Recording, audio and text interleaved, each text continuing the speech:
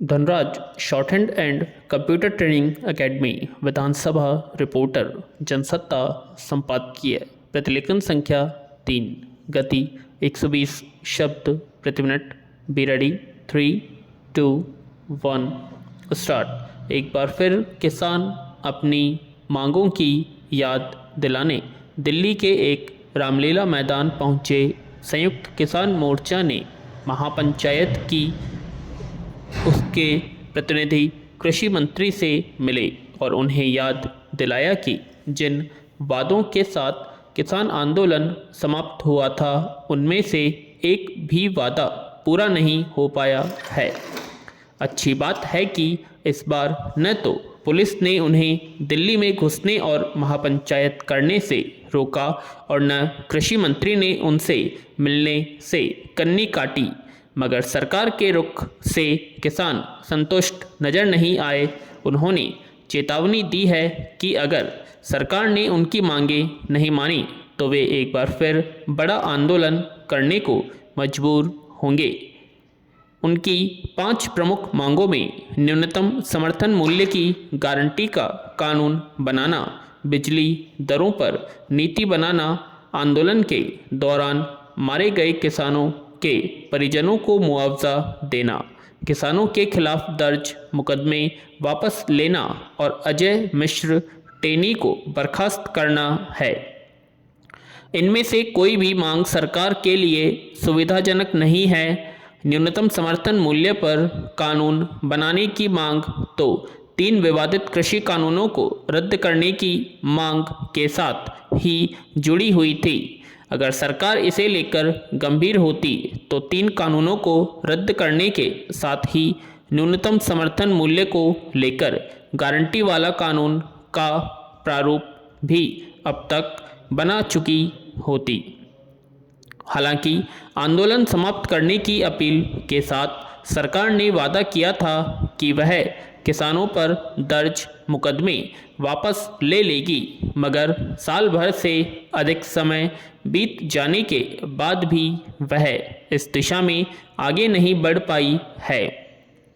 तब कुछ राज्य सरकारों ने अपने यहाँ दर्ज मुकदमे को वापस लेने का ऐलान भी कर दिया था। जहाँ तक मुआवजे की बात है, सरकार शुरू से कहती आ रही है कि मारे गए किसानों का वास्तविक आंकड़ा उसके पास नहीं है, इसलिए मुआवजे के बारे में कोई फैसला नहीं किया जा सकता।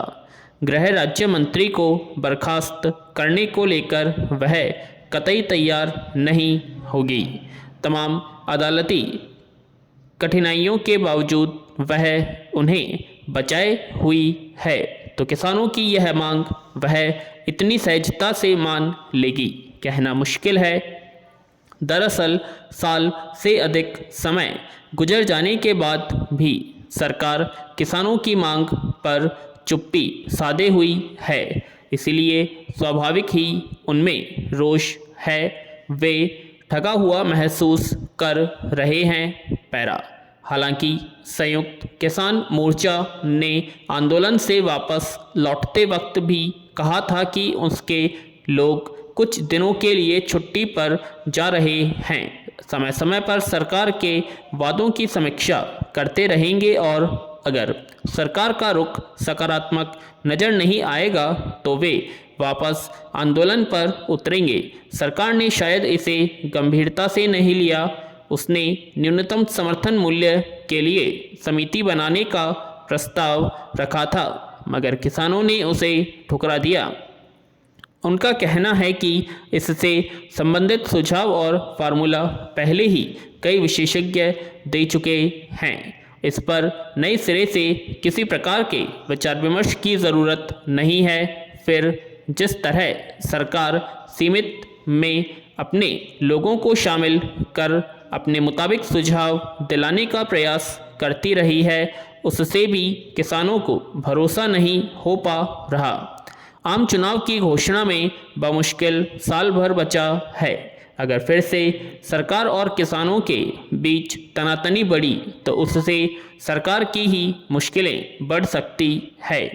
किसान दोबारा आंदोलन पर न उतरे, इसके लिए सरकार को व्यवहारिक रुख अपनाना होगा। पैरा, देश के अलग अलग इलाकों में मौजूद शत्रु संपत्तियों के विवाद और समाधान को लेकर लंबे समय से कोई नियमबद्ध प्रक्रिया तय करने की कोशिश चलती रही है, पर इस मसले पर कोई ठोस पहल नहीं हो सकी थी। अब केंद्र सरकार की पहल के बाद इस दिशा में कोई साफ तस्वीर सामने आने की स्थिति बन रही है, जिसमें शत्रु संपत्ति के रूप में घोषित की गई अचल संपत्तियों को खाली कराने और उसकी बिक्री की प्रक्रिया शुरू हो सकेगी।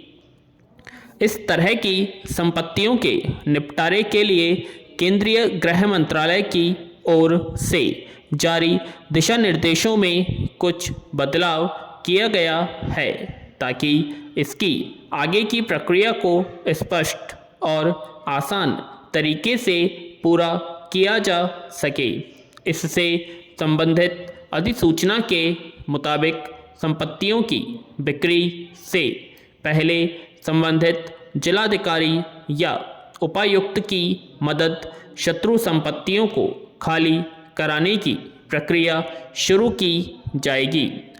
गौरतलब है कि सरकार ने राष्ट्रीय स्तर पर इस संबंध में कराए गए एक सर्वेक्षण के बाद अब तक देश भर में कुल 12,611 शत्रु संपत्तियों की पहचान की गई है, जो देश के 20 राज्यों और 3 केंद्र शासित प्रदेशों में फैली हुई है। पैरा, दरअसल विभाजन के समय बहुत सारे लोग पाकिस्तान चले गए थे। जाने वालों में कुछ चीन भी गए।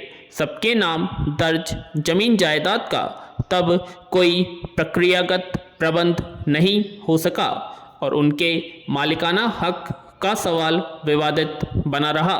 उन्हें तकनीकी रूप से शत्रु संपत्ति कहा गया।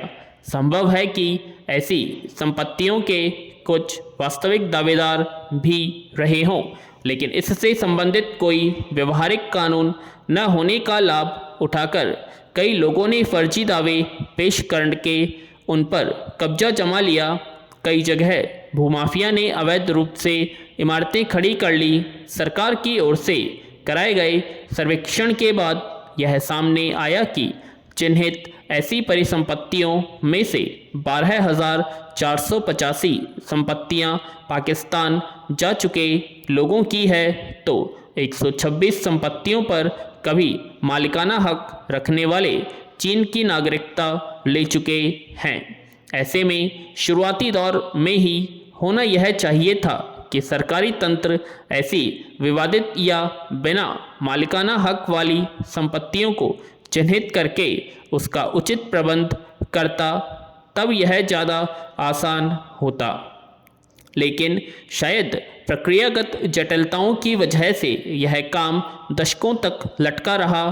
पैरा, फिलहाल ऐसी सभी संपत्तियां भारत के शत्रु संपत्ति के अभिरक्षक यानी CEPI के अधीन हैं। इन संपत्तियों के निपटान के लिए नई व्यवस्था के तहत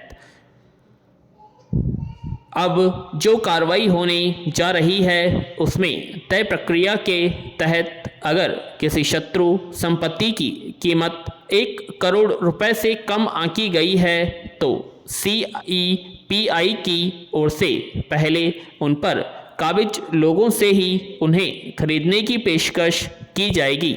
किन्हीं स्थितियों में वे इनकार करते हैं तो उन्हें गृह मंत्रालय की ओर से जारी दिशा निर्देशों के तहत बेचा जाएगा। मगर जिन संपत्तियों की कीमत इससे ज़्यादा और 100 करोड़ के बीच है, उनकी बिक्री ई-नीलामी के जरिए होगी या फिर केंद्र सरकार खुद शत्रु संपत्ति निपटारा समिति की सुझाई गई कीमत पर उन्हें बेचेगी।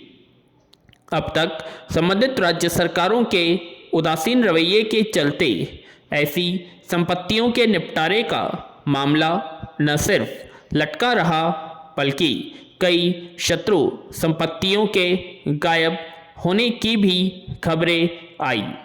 अब उम्मीद की जानी चाहिए कि शत्रु संपत्तियों से जुड़े विवादों का हल निकल पाएगा। विराम।